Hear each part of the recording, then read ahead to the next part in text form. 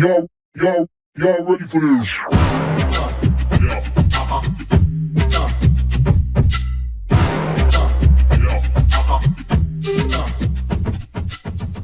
What's up, Bodybuilding.com listeners? My name is Danielle Bitts, and welcome back to the BBcom podcast. Today, I'm joined by Josh Whalen. Josh is the founder of Blokes, a rising telehealth service geared towards prioritizing men's metabolic health. More importantly, he's a proud husband to his supportive wife, Katy, the founder of Joi, an equal partner in women's metabolic health, and is a proud dad of two. He's a former Chicago Lions rugby player who still seeks movement and adventure, whether that's heli skiing, jamming out in concert crowds, or hitting the gym at home. His journey to creating Blokes began a few years ago when he started feeling, old, low energy, lack of focus, a dwindling drive, and even some failure to launch. Every treatment he sought either gave him a one-size-fits-all approach or told him to accept his new normal. Neither were options. Josh left his long-standing career in corporate America to become an entrepreneur and take destiny into his own hands. Today, Blokes is creating the future of men's healthcare. Josh, welcome to the pod. Thanks for having me. That's quite the intro. Excited to have you on today. Guys, this one's for you. Men, happy Men's Health Month. Though I will say to our ladies listening, it's important for both sides to educate themselves on today's topic. Just a brief intro of what we have on the docket for you. We'll be defining metabolic health and what that means. We're going to be breaking down testosterone, men's sexual health, weight loss, and we'll even tackle anti-aging at a high level. So all great things that tie well into this month of November, again, for Men's Health Month. Josh, let's dive in with topic one. Today's episode is brought to you by Just Meats. Are you eating enough protein to maintain your testosterone levels? Just Meats is a no-fuss, all-flavor, home delivery protein service. Choose from their products of 12 premium meats with new flavors released regularly. Elevate your plate with options of beef, chicken, or pork, and say goodbye to long days spent in the kitchen for meal prep. Just Meats makes it easier to hit protein goals and stay fueled for the journey ahead. Learn more at justmeats.com. Defining metabolic health. So I feel like this word has been thrown around a lot lately, but what is metabolic health? Yeah, it's a cluster of risk factors, and there's a whole slew of them, but we're talking about it more now because we are living in an unhealthy state. We have obesity rates that are above 74%, including weight loss, or including weight, overweightness. But those clusters of risk factors include blood pressure, increased waistline, triglycerides, cholesterol, LDL, HDL, even BMI, although I think that's sometimes deceiving. But there's a whole slew of them. Blood sugar content also goes synonymous with insulin resistance. Yep, absolutely. Talk a little bit about each of those, right? How do each of those play a role in your daily life? And I also want you to hit on BMI, right? Because I too think, based off your tone, that is becoming a little bit of an outdated metric for us to engage with in terms of measuring overall health. Yeah, I mean, talk about BMI first. So I'll give you an example. I was just with Dr. Folkers, who's one of our clinical partners. Guy's 5'9", maybe 5'8.5", 215 pounds. We lifted yesterday morning. He put up 365 6 times, 400 pounds once, and there's not an ounce of fat on that guy. But clinically, from a BMI scale standpoint, he would be considered overweight, might even be considered obese. I haven't done the actual calculations, but even me, I would be considered obese. So I think it's outdated. I think it needs a change, and I think sometimes there's maybe too much of an emphasis on it, especially when it comes to insurance and getting things approved, such as the GLP-1 medications that we'll talk about. But I think it sometimes needs to be evaluated on a case-by-case basis. So talking about some of those other risk factors, blood pressure, anything 135 or 130 to 85 or higher is considered metabolically unhealthy. Waistline, that's a big indication of where you're going. Abdominal fat, visceral fat. Men, 40 inches or higher. Women, 35 inches or higher. And I think that's probably the first telltale sign that you're likely metabolically unhealthy.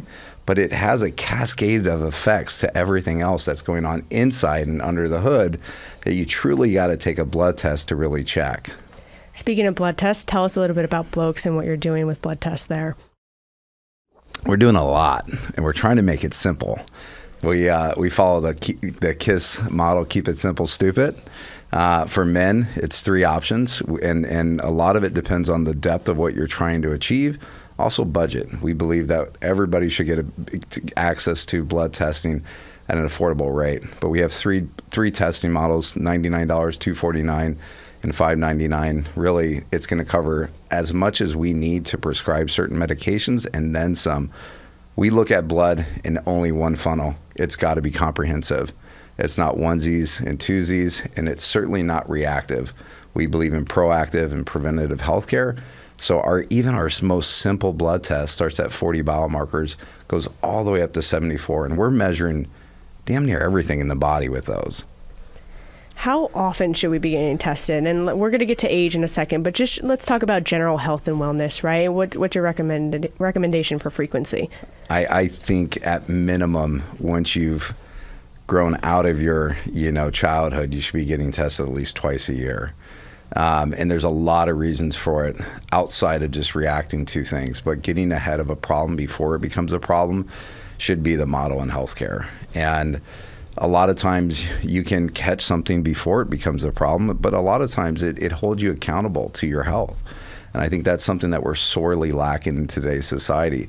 It's even coming from primary care docs. I mean, how many times have individuals been gaslit from other doctors? I mean, I have family members who walked into actual medical clinics who are fighting obesity, who were not told they were overweight and they were told they were fine. Hell, I even had the same problem. That's why we're here, because I was gaslit as a patient. I had so many issues going on, not just my low T, but I was never consulted on those. Tell us a little bit more about your journey and your experience and what got you here today. Well, it was over a longer time period. As you mentioned in the intro, I was a former athlete. I played rugby at a high level, so I knew my body. The genesis of why we're here is my wife. She was the push that I needed. And I say this example often because it actually works, but it's kind of like snoring. When somebody in that relationship is not optimized or somebody is lacking something, the other person is the one that's truly suffering. It's, if you had asked me then at that time, I probably would have said, yeah, I'm okay. My sex drive seems fine. Looking back at it now compared to what I am now, I'm a different man. I was 40, 50 pounds heavier. So my journey started probably like most guys and most gals. Went and saw a primary care doc, went and saw a few of them. And I was fortunate that I just kind of threw a Hail Mary at a friend who ended up becoming one of our business partners, Dr. Folkers. And kind of we were like, whoa, Houston, we got a problem here. Your testosterone levels are the equivalent of a 70-year-old man and an unhealthy one at that.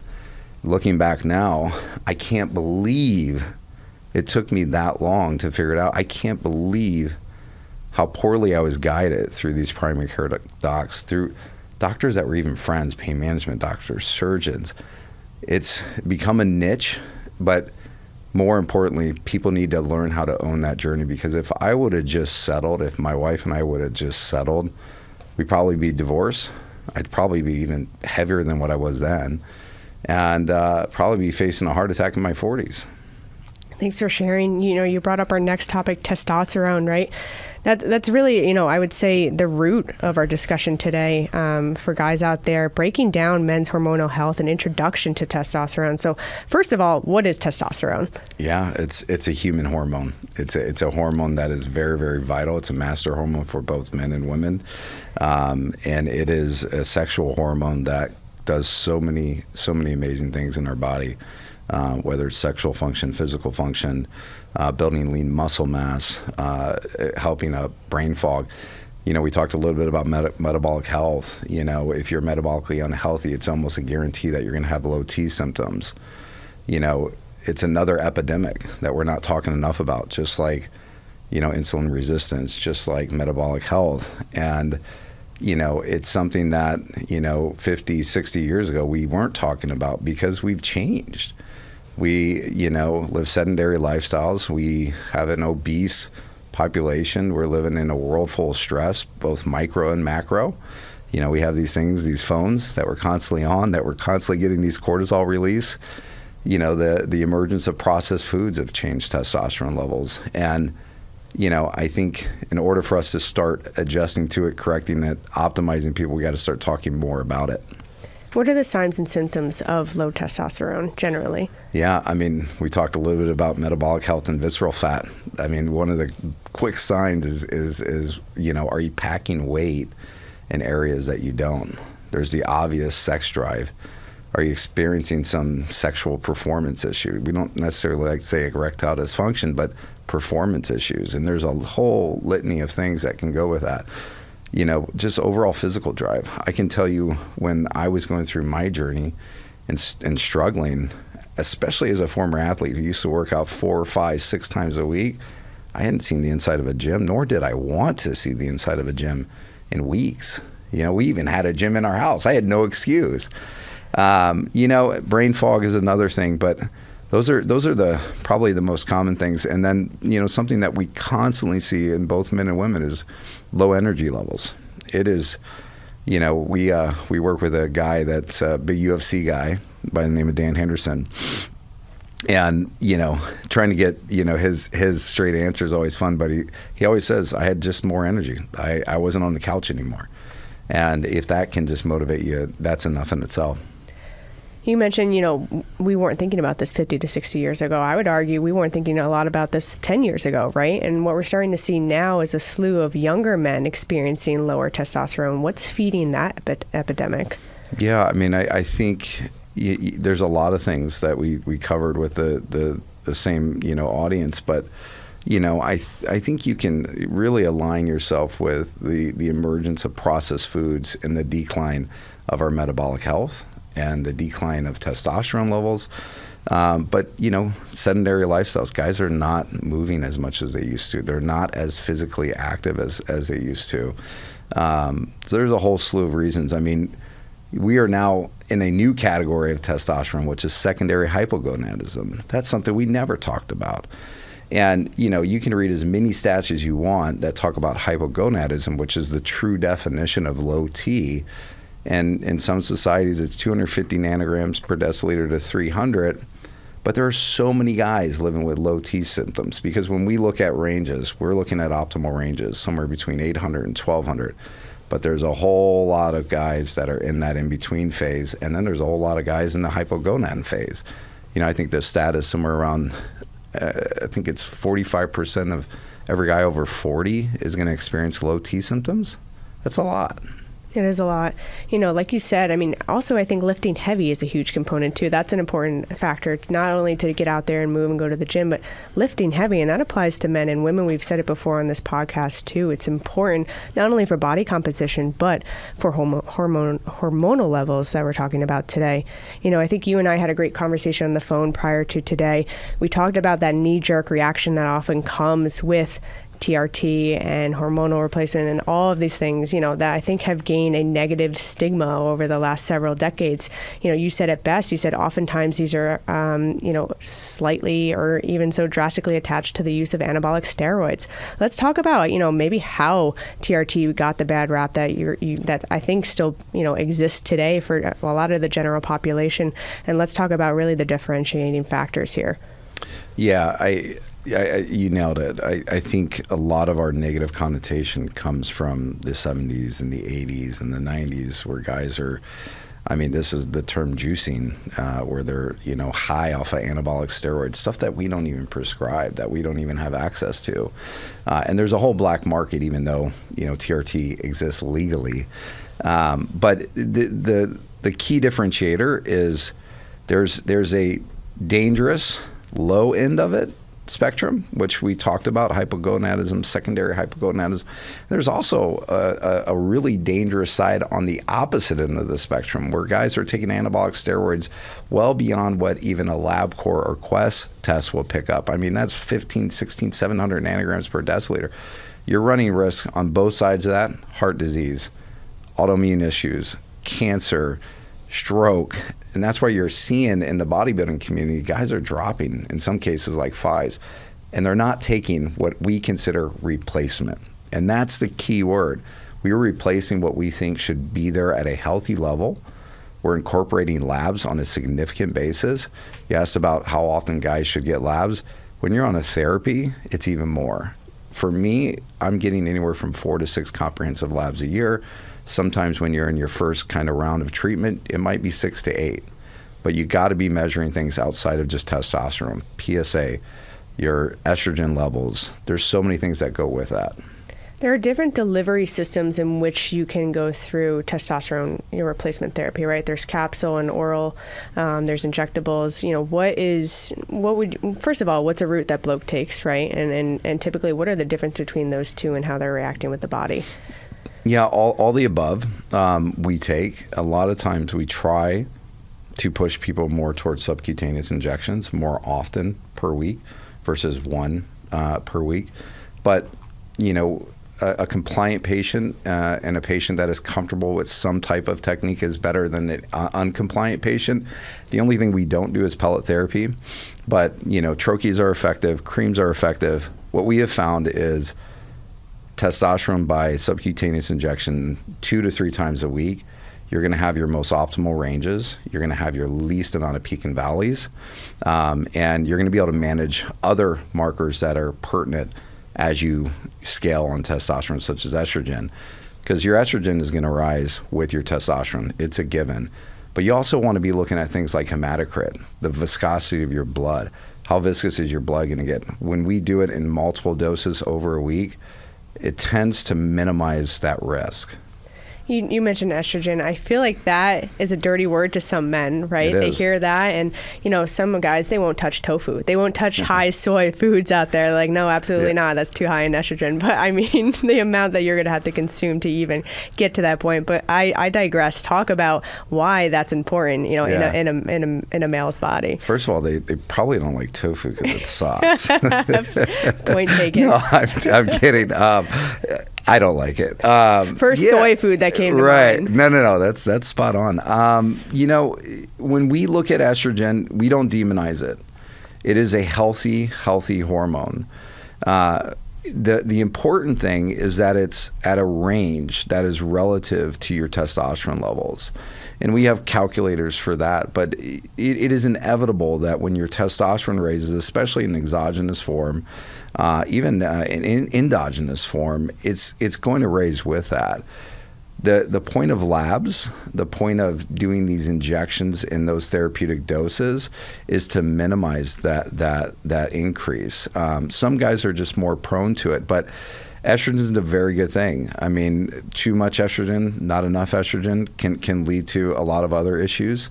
Heart issues, erectile dysfunction issues. I mean, we've seen guys bottom out their estrogen levels for whatever reason. They come to us. We inherit these type of people. They haven't had a really strong erection in months, and a lot of times it's just you got to turn that estrogen back on. Right, always seeking that happy medium for all levels. Let's put it all together for testosterone. Let's talk about detecting the signs and symptoms through getting your blood work done to now going on therapy, and then when can we expect that to start having impact on your lifestyle? What we typically see is to talk about the impact, we're seeing it happen younger and younger. We're seeing guys in their 20s and 30s come in with secondary hypogonadism like it's going out of style. And that's typically somewhere between 300 and 500 nanograms per deciliter. In terms of the impact, these medications are effective and usually very quickly. You want to be very careful about the person you're actually seeing, because something that we've seen a lot, and this isn't to rain on primary care docs or internal med docs who practice this, and it's maybe just a piece of the puzzle, where this is all we do. We're an inch wide, a mile deep in these therapies. If you're taking an exogenous form of testosterone, it's shutting down that body's natural production. If you're not taking enough, oftentimes guys come to us with lower than when they even started in a suboptimal range. So it's important to find the right specialist, but oftentimes guys are feeling, some type of movement, some type of impact within weeks, 2 weeks. We always typically say whether it's in clomiphene or clomiphene, which are the SERM categories, or testosterone, allow no less than 90 days. Yeah, I think we'd be remiss also to say this isn't the only thing you need to focus on, right? You have to focus on other lifestyle areas. You have to focus on a solid nutrition plan. You have to emphasize movement. You have to get good sleep. You have to lower stress. So all of these external factors are going to play into the success that you're seeing with TRT and HRT. Yeah, I mean, we talked about metabolic health. What is it? 1 in 3 Americans are, suffering from, metabolic syndrome. 1 in 2 adults suffer from insulin sensitivity. those things should not happen, because those things are an absolute correlation to low T. Talked about cortisol, stress, sleep. If you're not managing those things, you're going to have a decrease in testosterone. I read a study that the Army published, I think it was on some Army Rangers, where they weren't getting adequate sleep, and they were measuring their guys' testosterone levels, and they saw anywhere from a 50 to 75% drop. The same thing, with stress. It is an antagonist to healthy hormones in general, healthy body. They're saying that visceral fat is gained through stress. And those are all things that you just got to be aware of, and you got to get ahead of it before it becomes a problem. I wish I would have been getting tested in my 30s. My wife and I, we went through our fertility issues, and we had 4 miscarriages, and not once did an OBGYN or a primary care doc, after hundreds of appointments, go, Josh, hey man, you're packing on a few pounds. You might want to go get your testosterone levels checked. Because the reality is, guys' testosterone levels can drop from 50 to 75% with a woman. Their estrogen levels can go up. That's a recipe for disaster. And of course, your stress is going to go up. So your cortisol levels are going to change. You got to get ahead of that stuff.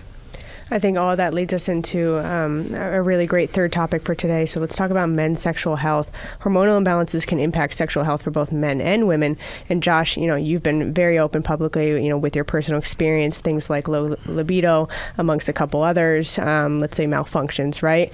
How did this persist until you sought out the guidance? I know you mentioned your wife was a big catalyst for this, and what remedy served you best? So tell us a little bit about what you're experiencing specifically in terms of sexual health. Yeah, I mean, my wife says it better. I had zero sex drive, and she reminded me of that often, and I didn't listen once, twice. So I was fortunate that I had a wife that wanted that in our relationship and wanted to push me to get better. But to be honest, I just changed. I looked different in the mirror. We just did a before-after pic of me recently with my son 2.5 years ago and just last week. And the change is insane. I cringe when I look at myself. So, whether I was admitting to it then, I was not comfortable in my skin. I look different. My clothes fit different.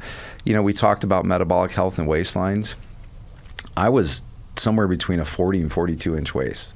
I was metabolically unhealthy. I was the classic candidate.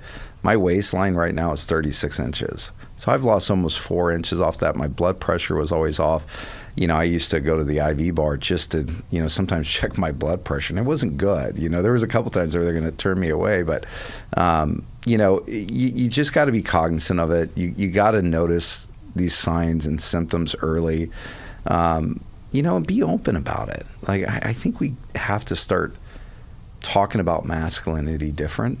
It's been demonized as well.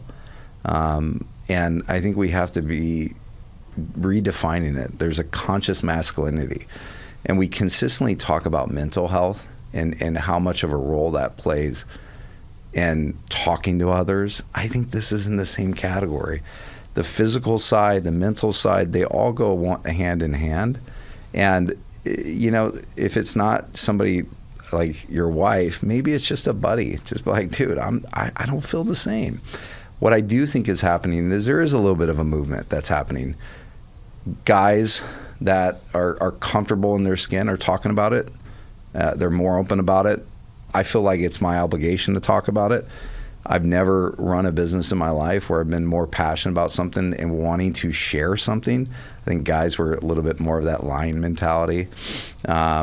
This is like, man, I kind of want to be at the mountain with everybody. I want everybody to feel the way I do. You took the words right out of my mouth. I was going to say this has to come with a certain level of vulnerability. When it gets to a certain point, you kind of just have to put the ego aside. And when you're out with the guys and when you're out just having a night, talk about these things, right? It's likely going to help more people in that group than you probably think. Yeah, it's funny. So when I first started this business, I had a relative pass away, so I was with some of my family members. These are middle Iowa people, okay, in their 50s and 60s, and I told them what I was going to do, and we just were getting Blokes off the ground, And I call it the 3 beer rule. So you gotta go hang with your boys for at least 3 beers.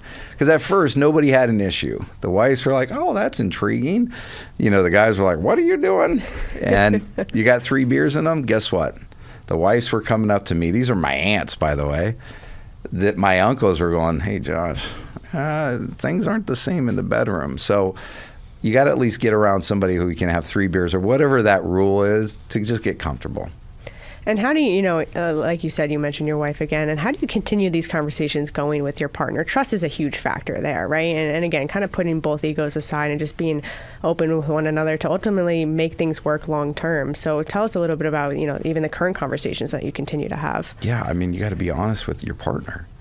You got to ask questions like, hey, is there something I could be doing more of? I can tell you my energy levels changed so much that I was more productive. I was cooking for the family. I was just more active, and I could tell there was a ripple effect just by love and that, And I think if you're just honest about it and, like anything else, ask for feedback. Yep, absolutely. We've mentioned weight loss a couple of times here, and specifically we're going to talk about weight loss for men. And oftentimes we don't really realize how much of a role hormones play in weight loss and even athletic performance, right? So honing in on weight loss specifically, how can irregular testosterone levels serve as a potential blocker for losing weight? Yeah, you have to understand that I don't consider testosterone to be a weight loss hormone. But it goes hand in hand with it. You have to look at what testosterone is really good at, and that's building lean muscle. And if your body is lacking testosterone, that means it's likely lacking lean muscle, thereby making it harder to lose that visceral fat or that bad fat that's been sitting on you. So they go hand in hand. There's these new medications out that are, true weight loss medications. But I will tell you, if you have low T, you're likely battling some type of weight issues. So it doesn't hurt to have optimal testosterone levels, and it's certainly going to help, especially as you're building and growing and, building lean muscle mass. At what part of the journey do we say, okay, maybe it's time to get the hormones checked? Maybe somebody's gone out a couple years ago, a year ago, 6 months ago, and they say, this is just not working. I have my nutrition dialed in, I'm moving, I'm doing all those things that we said in the beginning we need to be doing. At one point, does someone need to say, okay, it's time to get tested? Yeah, the easiest thing is to just get a test, right? It's not a big deal. There's so much access, and it's beyond blokes, right? You can get at-home test kits. They're not as accurate, but they're super accessible, and you can do it in the confines of your own home. You can go to a doctor. I would recommend you go to a doctor that specializes in this, because we've had countless stories with patients going to primary care docs or internal med docs and arguing about getting their testosterone levels checked. I think every guy as they're aging, I think every woman as they're aging, especially in their 20s, needs to have at least 1 to 2 baseline labs a year so you can see how your body's aging. And what are some of these brand name drugs that we're starting to see now that unfortunately a lot of people are seen as kind of, that one-stop shop, but it's really more so, you let me know if you disagree or agree, a Band-Aid in a way, right? Maybe it's going to give you those immediate results that you're looking for, but long term, kind of break down what we're seeing, and feel free to give some examples that you mentioned before. So are you talking about the GLP-1? Yeah. So there is, you can't, even if you're not in health and wellness, everybody's talking about Ozempic, right? I kind of feel like it's getting demonized to a fault. And I kind of look at it like hormones over the last 20, 30 years, or testosterone. We demonized the hell out of that. And now we're understanding the importance of it. Here's what you have to look at with obesity and being overweight. There's 2 things that are a leading cause from that. That's heart disease and cancer. If we can eliminate that or reduce that by allowing people to get an edge in weight loss, I'm all for it. What I don't agree with is the reckless abandon of prescribing it without suggesting and holding your patients accountable to lifestyle changes. And that's the most important thing. Listen, I've done it all. I've tried semaglutide, I've tried tirzepatide, I had my ups and downs. But 100%, I actually saw monumental change when I decided to do the work when nobody else was watching. That was exercise. That was getting my steps in. That was actually watching my diet for the first time. You know, good, bad, or ugly, I was managing my calories. I was effectively able to do that. So I think they're amazing drugs. I think they're going to change the world, but only if there's something parallel to that. And that's that accountability piece. And I think the unfortunate thing is there's only a handful of people that are doing that and doing it well. I think we are doing it well. Everybody gets a coach. But that is a crucial part to these things being effective, because you can actually out-eat these medications. You know, you feel like shit too. You're going to get nauseous. You're going to get acid reflux. And then you're going to have a belly that doesn't agree with it. You know, so you have to still manage your diet. You mentioned a coach, and you had the consultation that initially takes place, but talk about that accountability that takes place within Blokes, and, you know, how someone can you know, reap the benefits of that once they join. Yeah, I mean, listen, clinicians are amazing, doctors and nurse practitioners. Oftentimes they want to stay in their lane, and oftentimes, and I don't think we have this issue, but they lack bedside manners, and sometimes it's just building trust. It's building rapport with somebody to just talk openly like this. I think that's where a case manager is so effective beyond, you know, their salary, and it allows people to just put their guard down and say, listen, I didn't lose weight last week because I ate like shit. You know, okay, honest, let's get back on the horse. You know, let's make some change. How about, are you lifting? Are you walking? Somebody to just walk them through there and run parallel with them, and that's what a coach provides. And how does that process work with Blokes specifically? Yeah, I mean, we are fortunate enough that we see the value and massive impact of coaches. So everybody comes to us, whether you're getting a lab or whether you're getting a peptide or whether you're getting a GLP-1 medication, you're going to get assigned a coach. You're going to get assigned a clinician. We've seen a higher retention rate because of that, which is extremely positive. We've even seen our referral rate go up because of that. So, you know, from a business side, we know it's working, but even from a feedback side, we know patients are really enjoying it. And I feel like that's, you know, a pretty large differentiating factor between what you're doing and maybe some other test kits out there, right? Because, like you said, the accuracy is a little bit lower in those, if not much lower. And they don't get that piece. Now, some are doing it again, but to have that personnel and that board certified doctor and that nurse practitioner who you can say, hey, you know, I noticed this, or hey, I'm feeling this, or hey, you know, this doesn't feel right. Okay, well, let's talk about it. Let's get on a phone, set it up, and let's figure it out together. Totally. I mean, and oftentimes you can adjust course pretty easy. You know, if something is all, I mean, you know, you can easily adjust a dose. You could tell them to scale back. Hey, I'm super nauseous. Well, let's scale back. Let's let your body adjust to that. You know, people want to lose weight right away, but you got to let your body settle in. There's receptors, hormone receptors, GLP-1 receptors through your whole body. It's a drug. It's a therapy. You're going to feel it, sometimes bad, but if you do it and you have a coach that's aligned with you, that process can be mitigated to where there's almost no risk. And I feel like having these type of ongoing relationships with your provider, with your medical team, being able to call them, email them, having more access to them than I feel like we even had 5 years ago, right? And I think the pandemic fueled a lot of that with the rise in telehealth. I mean, that does wonders for your home life too. Your wife and your husband and your family, they can only take, you know, listening to it so much. It's not only listening, but they don't have the answers that your medical, you know, guide is going to have for you, right? So yes, you can vent, and yes, you can talk about how you're feeling. That's a healthy piece of relationship and home life. But I mean, if you can bring this directly to the person that you're working with who's going to have those answers, it's going to help everybody. Yeah, let's look at things before telehealth really was on the scene. And you really got to look at COVID, because that's what expedited it. Yep. Still to this day, the average time it takes for a patient to see an actual physician is 21 to 26 days. Mm-hmm. That's a long time, okay? The average time it's taking out of that patient's day by the time they leave their house, by the time they get back to their home, is anywhere from 3 to 4 hours. And we know it's a grueling process. We know it's a stale waiting room. We know you got to manage parking and all that stuff. Sometimes I feel like we give too much access to our patients. But we have unlimited text messaging, which is a very effective form of communication these days, and it's all HIPAA compliant. We have unlimited emails.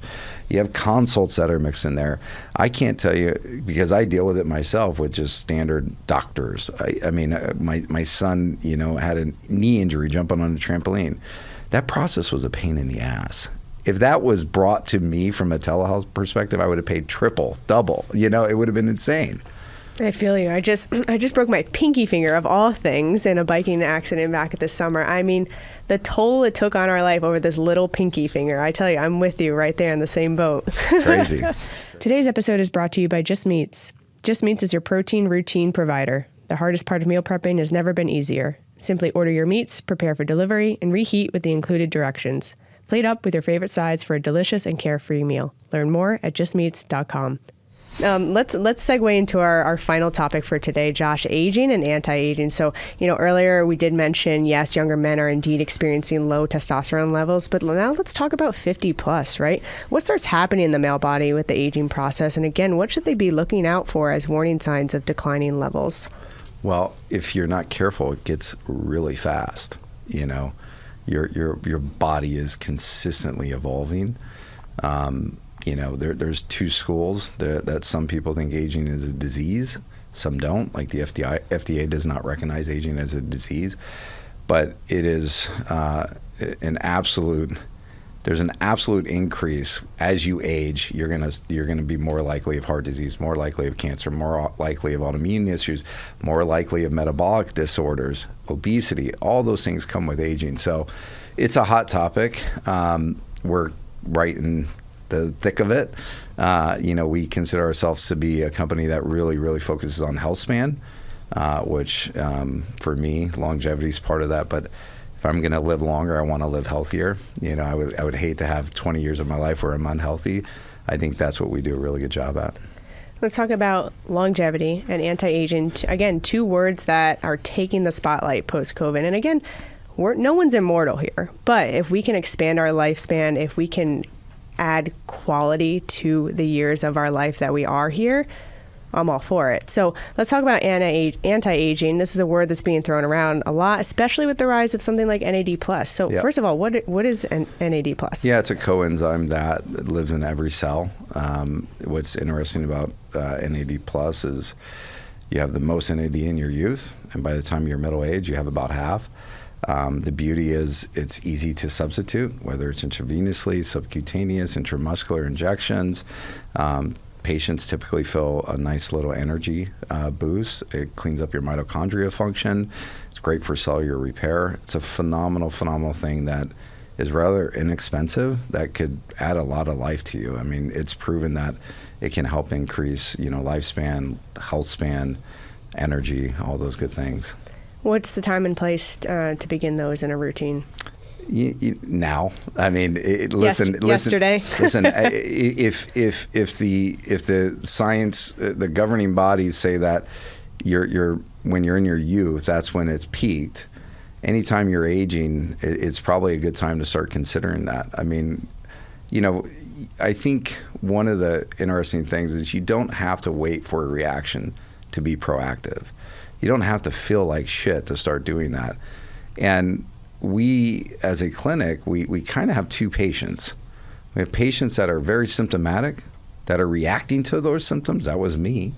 And then we have these proactive people who are like, what? I just want to live the best version of myself. So, it's not a loaded question, but it's a question that I think, you should just start owning your journey as soon as you can. And if NAD is part of that, you should certainly do it. What are other anti-aging remedies that we're seeing out there today? Yeah, I mean, we have growth hormone peptides like Simorelin. It's a growth hormone secretagogue, meaning it's going to stimulate your body's natural production, never shutting it down. We deal a lot with glutathione. It's a peptide made up of a few different molecules. What's really interesting about NAD and glutathione, it's great for insulin sensitivity. We talked about that with metabolic health. All those things combined are phenomenal just for longevity and health span. That's where you're seeing it. I mean, I don't know if we'll see like a cure for aging, but I definitely think at some point there's a lot of thought leaders. There's a lot of money going into this. Saudi Arabia has put, I think, $1 billion towards aging. There's a lot of Google executives who started a fund just for this. I think we're going to start understanding the aging process differently, and we're going to start increasing health span.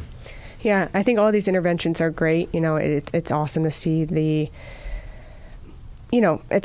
progression that we're seeing today. Yeah, I read something interesting. You'll enjoy this. It was an article from Fortune Well this week, and it was about a woman who's ranking number 2 in the longevity scale. And there's an individual, I'm not going to say his name, but there is this individual who is spending $2 million a year on his health. I know. He is taking blood from a 17-year-old son and putting it in his body. So the lengths that he is going, and he ranks 6th, so he's 4 spots behind this woman. This woman spends $27 a month on a gym membership.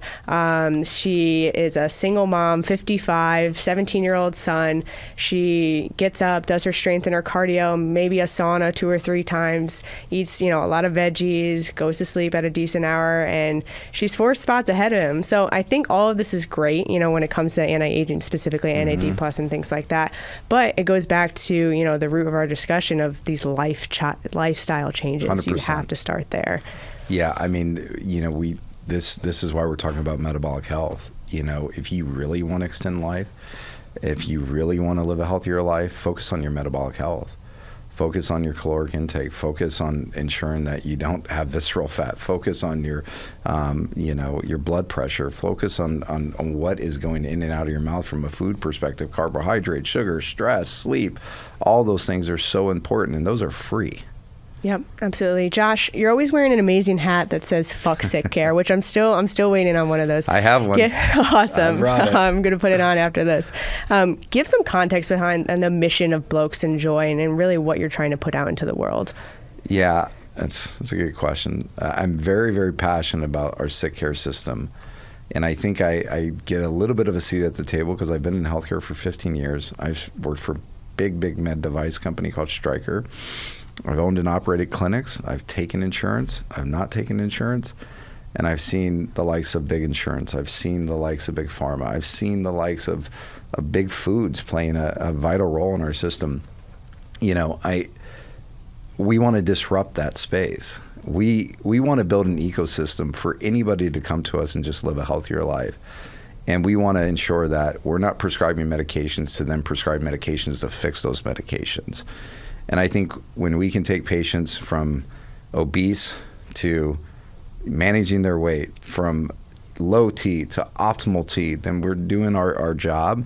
And, it's going to take time. There's a lot of money that's going against us. But there's a community and there's a tribe that's following us. And it's really cool. We wear these hats. I wear it all the time. And the amount of comments unsolicited that we get, people are noticing it.